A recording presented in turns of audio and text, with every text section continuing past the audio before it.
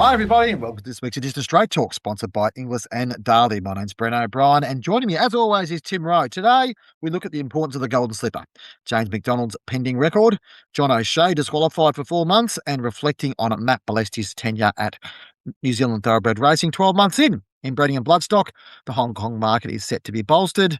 New Zealand enforces an Australian foal ban. Is South Africa the answer to a local staying ranks? And the sales circuit hits Adelaide. While in wagering, is cash betting on the way out?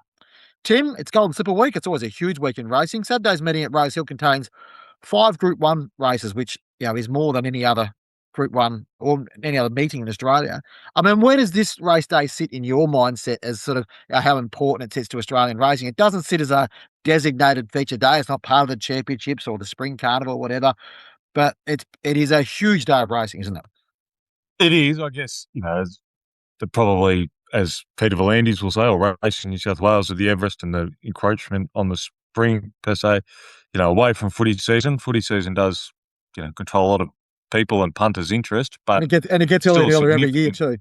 Footy season does get earlier and earlier every year. So, but anyway, keep going. Yeah, it is a significant day, and the results, well, particularly this weekend, just the slipper anyways, particularly, if a Colt wins it, I'd argue that the Coolmore Stud Stakes at 3 probably has the same effect now on value of Colts, but still significant.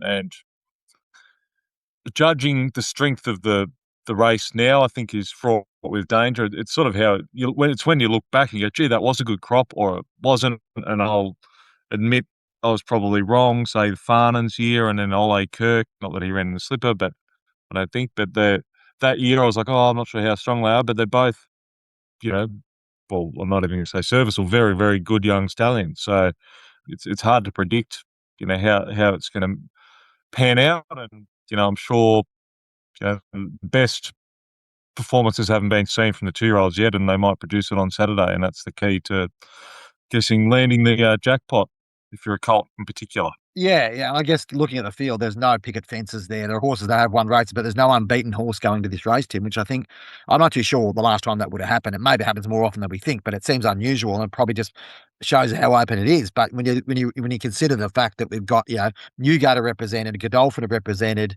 Kiora have got a filly in it, James Harron, who we know is a big Colt investor, has got horses in it.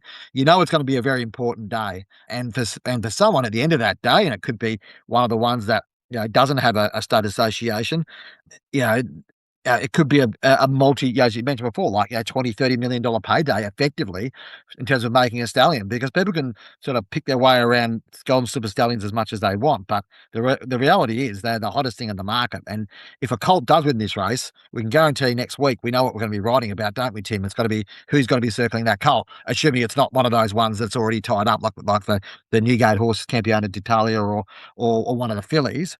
It's highly likely we'll be sort of having this discussion about what does that mean and who's the hottest Colt in the country. Yeah, definitely in Kiora, they're in Warwoven, so they're well placed on that front. And as you mentioned, sort of the other farms involved. I guess, if James Harron wins it with his group, well, he'd be, big payday for them, and that's their model, that they need a big payday every few years. Yeah, they do. And obviously it's a big day with the George Ryder. We've got Autumn Glow. We've got Aliana and the Ranvet looking for a Group 1 race. We've got a really interesting Rose Hill Guineas. It's a normal day, but probably the most interest from a public perspective and probably from a more broader perspective, Tim, will be, James McDonald currently on 128. He'd be very short price to get at least one Group 1 winner to join Damien Oliver, and a relatively short price to get, I haven't looked at the odds, whether he gets 2 Group 1 winners on the weekend and becomes the highest, the most amount of Group 1 wins for an Australasian jockey. I charted his achievements this week and run the numbers, but we don't have to tell our audience what an amazing jockey James McDonald is. But to do it by his age, he'll be the person who will rewrite all the records. Fingers crossed if everything goes right from here on in, because he's it's just unbelievable what he's been able to do, particularly in the last 5 years. Particularly the fact, I think it was 18 months ago, I wrote a similar article about him reaching 100, and he's knocked up 28 Group 1 wins, in a year and a half. I mean, it's dominance we probably haven't seen for a very long time from a jockey, arguably Everton.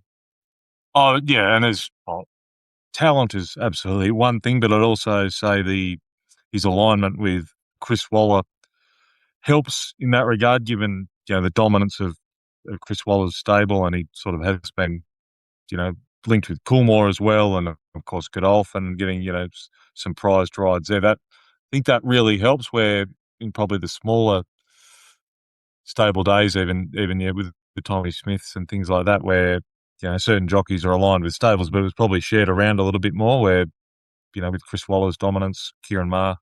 That helps the jockey, but again, you've got to get the job done, and he does more consistently than most, and that's why he's such a good jockey. Yeah, a remarkable effort, and no doubt it'll make headlines on Saturday, and it'll make headlines during the week, and as it should.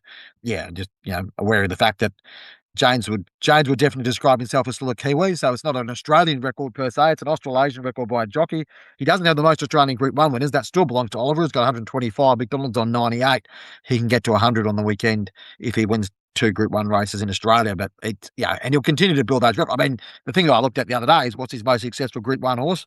Romantic Warrior. He's won 12 Group 1s overseas, so it's an interesting one from that perspective. Off the track, Tim, the news came through late on Tuesday night that John O'Shea had been disqualified for 4 months over a verbal altercation with stewards.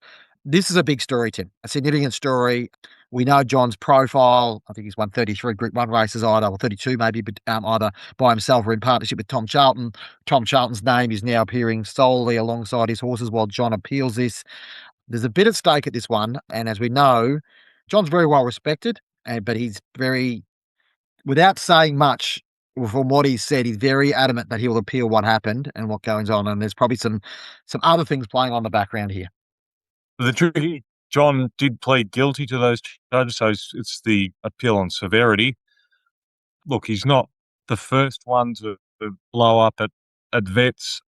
Just off the top of my head, obviously there was, and I'm not saying some of the trainer didn't abuse the stewards or anything like that, but Bodyguard heading into the Blue Diamond was Peter Snowden was adamant that the horse was okay, and they put a big contraption on there that he said modified, or apparently modified the horse's action. As if a big contraption was on your back, it probably would. I know that was still a sore point with a lot of people connected to that horse. So I guess the problem is not the problem, but the vet's opinion, sort of from a Racing New South Wales perspective, or anywhere, any PRA, the regulatory vet, that opinion overrides everything else, and sometimes you've just got to accept it, unfortunately.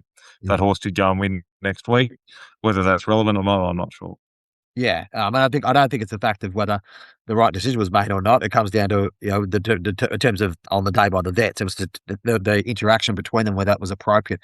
I sort of had a bit of a different perspective put on this yesterday when just talking about the stress vets are under when they're doing their job, and that perhaps there needs to be a bit more education within the racing industry about how to deal with situations like this from a trainer perspective, and from around that about there are ways to deal with these things which takes out which diminishes the conflict and de-escalates things. But I'm not going to necessarily talk about that. There's some other things going on in the background about whether O'Shea might have been a target for other reasons and all that type of stuff. I'm not going to necessarily speculate about that, but it all sort of feeds into this broader story about some challenges in the New South Wales landscape at the moment, and that all is not well in terms of where things sit. Interesting story separately on from Warwick Bar this morning on Matt Ballesty, the CEO of New Zealand Thoroughbred Racing. He's just over 12 months into his role there, Tim. I know you spoke to him sort of early in the journey. Warwick spoke to him, I think it was last week, and the article's gone up this morning on the straight, just talking about what NZTR are and where things are sit. Now, what I would say, if you take a temperature at the moment, he's embarking on a significant change of how way things are done, and that was his remit. We know racing is not set for change, but we also know that probably there's there is some disquiet, and whether how big that disquiet is hard to measure. With the New Zealand ranks them out at the moment about the way NZTR have gone about some of these processes and where things are sitting. Change isn't easy, so I can't see, and I think Matt Ballesty is aware of that.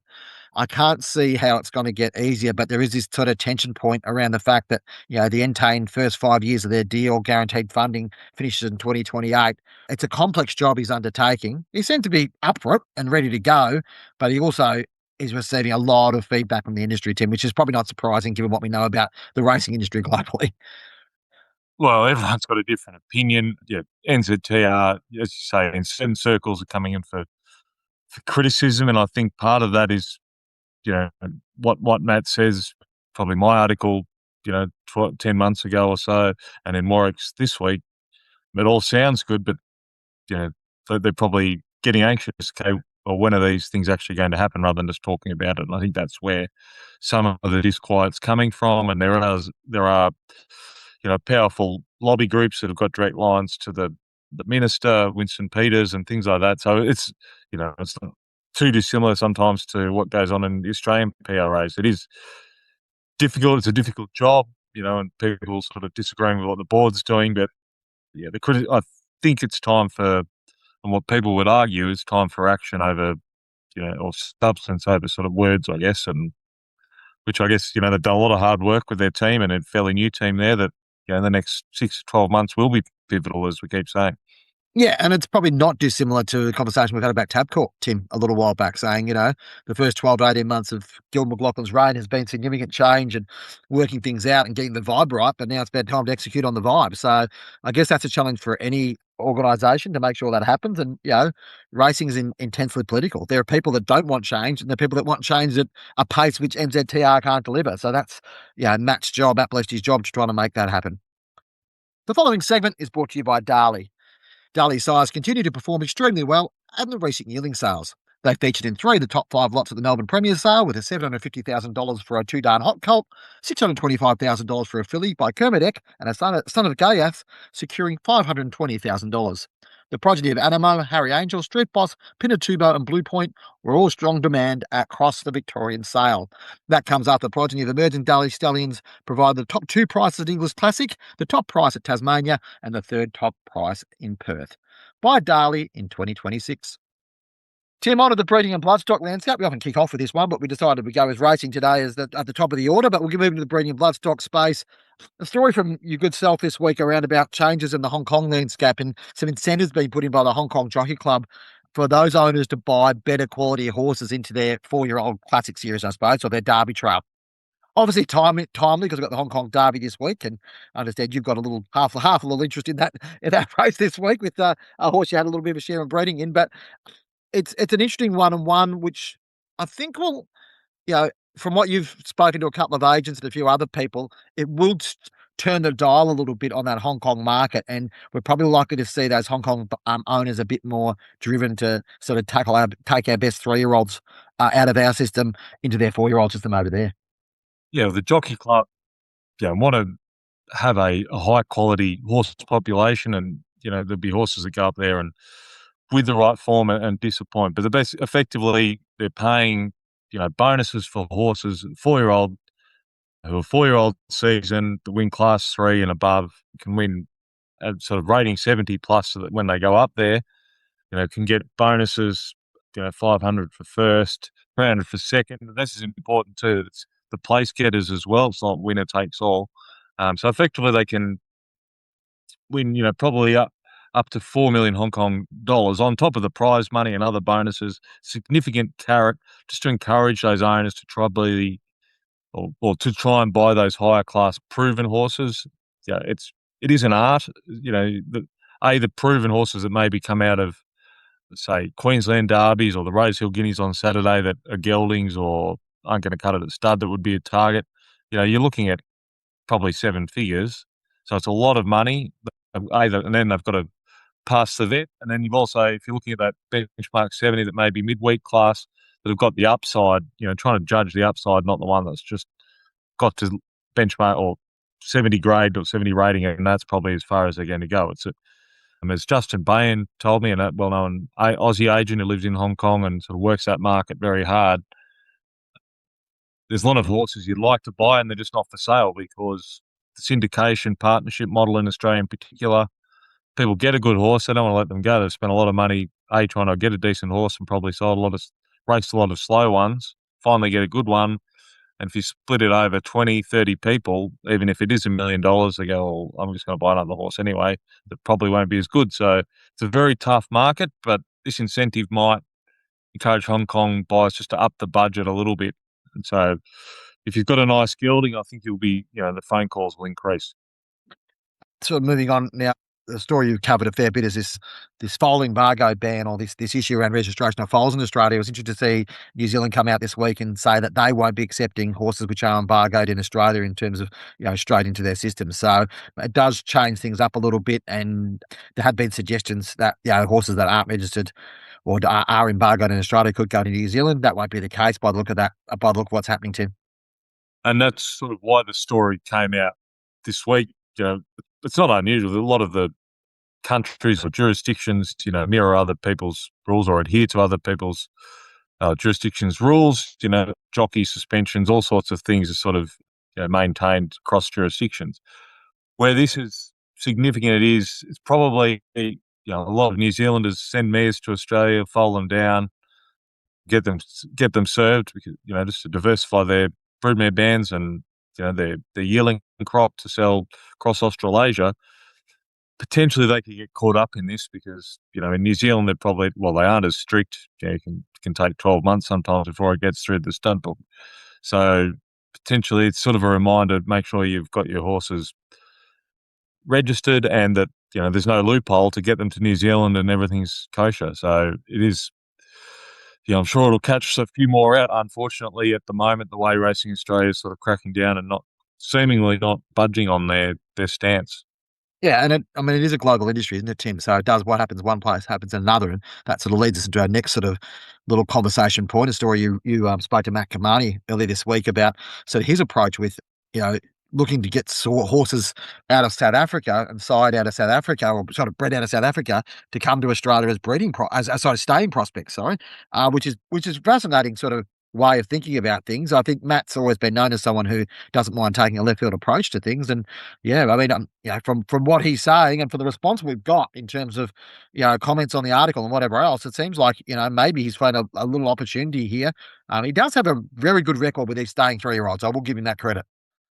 Yeah, well, interestingly, he does train Deal Done Fast, who ran placing in the Victoria Derby and is in the Rosehill Guineas, was intended to be. For Drakenstein stud, Gaynor Rupert, major breeder owner over there. So sort of over there to see her in part and a few other people. But he does have a theory that South African bred, sort of those middle distance guineas, sort of to Derby style horses would be superior to the Australasian horses. He didn't manage to buy one for that purpose this year, but he's still looking at it and trying to get some owners behind the concept.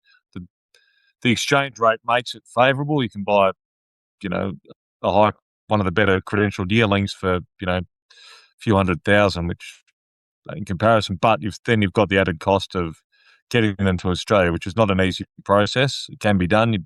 As Matt explained, you go via the UK, continue their education there after being broken in South Africa, and get them down sort of January, February of their 2-year-old season to, hopefully be ready for the spring or as 3-year-olds to go in those classic sort of races. It'd be interesting if you can get a few down, a sample size of, get a few yearlings, 2-year-olds down here and educated. You'd need, as I said, you'd need to do it in numbers or some sort of scale to give yourself a chance. But it'd be interesting if he can get it off the ground or if others even follow the approach.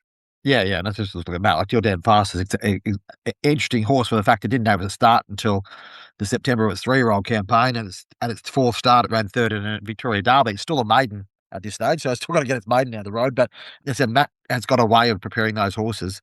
With their single choice is another one. He's sort of been able to get through that stakes class of relatively modest backgrounds to start with, and it's interesting to see people trying different things. Where the sale circuit moves to Adelaide today, Tim. We've got the 2 days of the Magic Millions Adelaide sale. What are we expecting there? And did we learn anything out of the Gold Coast March last week that we sort of can take moving forward? Yeah, I'm not saying anything no one doesn't that sort of hasn't been around the sales doesn't know, but people are just less willing to take risks on imperfections or stallions, or so you've got to sort of, if you're in the top 25% of any sale, you're going okay, and that's what'll be the case. It was the case last week, which turned over 11 million. It's not insignificant. You go, oh, well, that was disappointing sale, or you compare it to the Gold Coast in January or Easter next week, but it's still important. It's still a big lump of money to go through the ecosystem, and people can't afford to have keep these horses and put them all into work. So they need to sell them, whether that is at a loss or a break even or a marginal profit. And the same in Adelaide this week. There's a lot of traders there that buying stock for probably 30,000 through to 100 plus. That'll go through be seen at trials or the breeze-up sales later this year. And it is whatever they turn over, whether it's 3 or 4 million or whatever it is for the 2 days. It's probably more than that actually, but it's important. It's an important sale still, I think, to the ecosystem. Yeah, it's interesting. We spoke about last week about the sort of role of these sales and where they sit moving forward, and these regional sales. They still have a role to play, but it's just harder and harder for them to get the results. I guess that you know, it's definitely I'd say it's a two-speed market, but the market at Easter next week will be very different to the market at Adelaide in terms of demand and where things sit. And yeah, it probably allows us to shoot forward and give a quick preview. We'll obviously be there on the grounds next week in Sydney, covering on the podcast. We'll come to you live from ahead of English Easter yearling sale.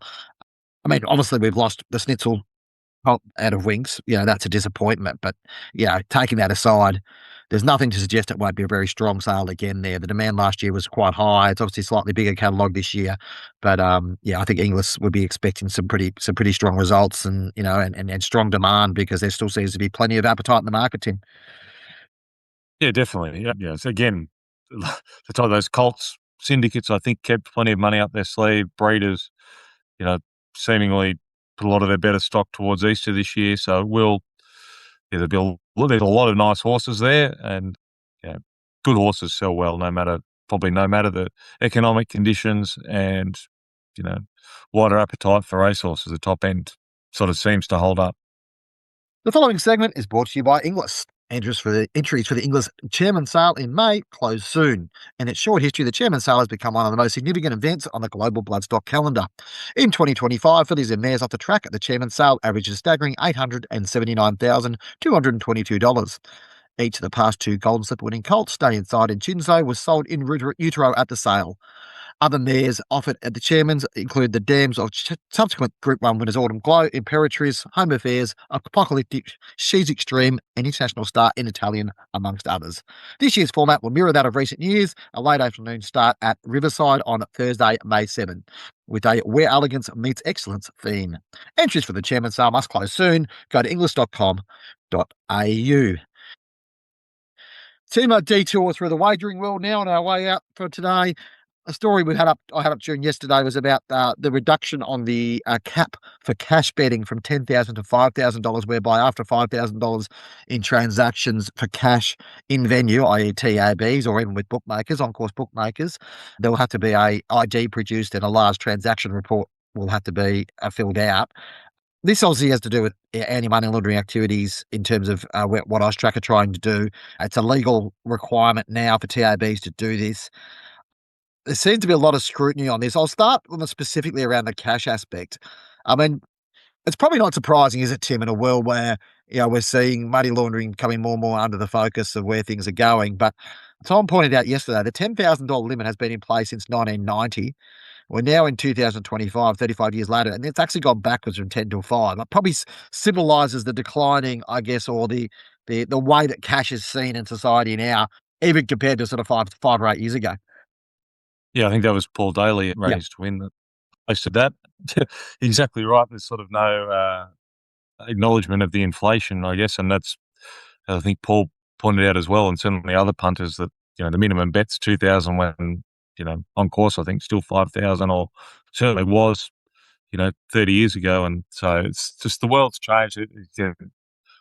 Much less cash being used, and AUSTRAC are trying to crack down. My query on that story or development is, does Tabcorp able to use that as a way of tracking their punters, I guess, or account holders, people that aren't sort of are on minimum bet restrictions and things like that? Are they able to use that information to crack down on punters and ban them, so to speak? I'm not saying that's the case, but that was sort of a question that popped into my head when I saw the story. Yeah, and I think sort of broadening it out a little bit, I've had a couple of people reach out to me and a couple of people mention on social media that, it speaks to the broader concern about people being restricted full stop. I was told by someone yesterday that whenever they go into a tab agency to have a substantial bet on account, they have to produce ID. So, obviously they can't just use a thing and use their account. They've actually got to produce that, even when it's not cash. So, we're getting to a point now where punters do feel a bit victimised around this stuff. And whether well, yeah, what's the difference between it was kind of interesting. Someone put a post on social media during the week where they got a note from a WSP which said our risk appetite has changed and we no longer consider you an acceptable customer. Now, are they talking about the risk appetite for taking a bet, or are they talking about the risk appetite for possibly breaching money laundering guidelines or laws as put forward by Austrac? So there is concern there from the punting community is that they're using this as a way to monitor punters or as a way to do that. Now, obviously, the law is the law, so they've got to comply with that in terms of that cash stuff. But it's a general concern, isn't it, Tim, for punters that of all the things that are going on, certainly from a punting perspective, it's harder than ever to try to them to get the bet-ons that they need, and for those who are significantly good at this game and provide liquidity and bet into the market, yeah, it is a challenge. There are minimum bet limits in place, but it's not an automatically easy thing to go. They get blocked by some people. There's challenges with others. Yeah, is it a fair fight? I mean, that's probably the broader question, isn't it? Well, just talking from, if the bookies that would look at my accounts, I'd take every bet that I try to put it on. But, my experience in the last 3 or 4 weeks, just tried to get a tab voucher so I didn't have to feed 50s through for $1,500. And they wanted ID and blah, blah, blah. This is at a pub tab. And I was like, oh, stuff it, I'll do it myself. Blah, blah, blah. And then, even on Sunday, I had a bet at the tab and it spun EBT at the pub and it spun and spun and spun, considering a bet cancelled. And the horse went from $4.80 to $1.80 without taking a cent. Fair enough, whatever. That's the game. Play on. But I still thought it was pretty ordinary from Tabcorp to not take a minimum bet sorry, it was an international market, so I get that there's no minimum bet, but still I didn't take a cent, and that's why punters have to go through cash, and now they're I was cracking down on making it harder and harder to turn over money, legitimate money, not money, certainly not money laundering, and that's just going to hurt turnover. Yeah, yeah. And where does that money go, Tim? It doesn't just disappear. Where does it go? It goes to a black market. If someone sits there and goes, well, exactly right. Fire up the VPN where I don't have those problems, and they're happy to take my bet. And so it's not a sealed system, is it? There's opportunities there for a lot of that to leak elsewhere. Well, there's been reports released, from authorities in the last few months, haven't there, about that? And let me tell you, it's not that hard to get illegal accounts. If you really want to, people can do it. So, pie in the sky, if people think, the geo blocking or all that sort of stuff, if you want to get a bet on, you can through the illegals pretty easily. Yeah, and I think 1 in 7 bets or 1 in 7 volume of bets on Australian racing is said to be through these illegal platforms. It's not 14% is not an insignificant amount in terms of that. And I said these big punters, they've got to find ways to get bets on or whatever else. And yeah, anyway, it's for me, it's not a great experience for the punter, and it's probably the thing that's been lost in all of this. I'll put that as part of my conversation in the newsletter today to talk about that, as well as the likelihood that the WA point of consumption tax will go up to 20%. And it seems pretty ridiculous in 2025, given the discussions we've had in the last few years that a state government would consider putting up point of consumption tax even further. But well, it'll be interesting to see how that one plays out. It's not guaranteed it's going to happen, but when you start hearing the likelihood that it is going to happen, you know that if they're talking about it in the halls of Parliament, then probably there's a chance it might end up in legislation moving forward. Thanks for joining us on Straight Talk. Thank you, Tim, for joining us. Of course, our Straight Talk brought to you by Darley and Inglis. Thanks for their support. Send us an email if you want us to talk about anything or got an interview subject or whatever else, editor@thestraight.com.au. As mentioned, we'll be at the Easter sale next week and we're providing special coverage around that. Don't forget to give us a rating whenever you're listening to our podcast. Be sure to subscribe. Send us an email, editor@thestraight. As I said, I've already done that one. And thanks very much for your time and we'll talk to you again soon.